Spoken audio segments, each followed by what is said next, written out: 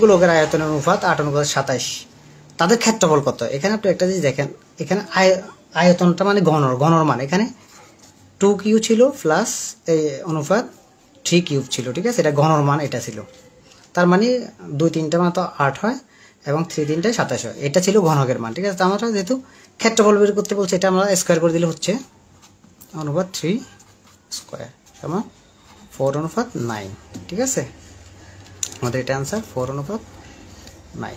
তেমনি করে দেখেন দ্বিতীয়টা, দুটি গোলকের ক্ষেত্রফলের অনুপাত। এবার বলছে ক্ষেত্রফলের অনুপাত দেওয়া আছে, আগে ছিল অনুপাতের আয়তনের অনুপাত দেওয়া ছিল, এবার ক্ষেত্রফলটা।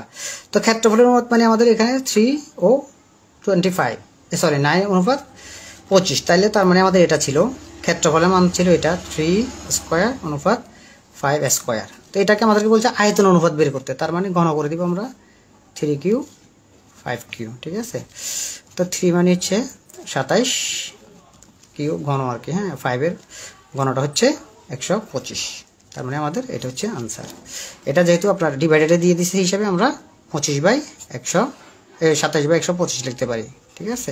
যেহেতু রেজাল্টগুলো দেওয়া আছে, ডিভাইডেড দেওয়া আছে, এত বাই এত এত বাই এত এত বাই, তাহলে আমাদের 27/125। তেমনি করে তৃতীয় ধাপের 65 কমন পুবু 75-এর ভিতরে আমি এখন শীর্ষ দেখাই দিব, আর দ্বিতীয় ধাপের ভিডিওটা প্রায় ইতিমধ্যে দেখে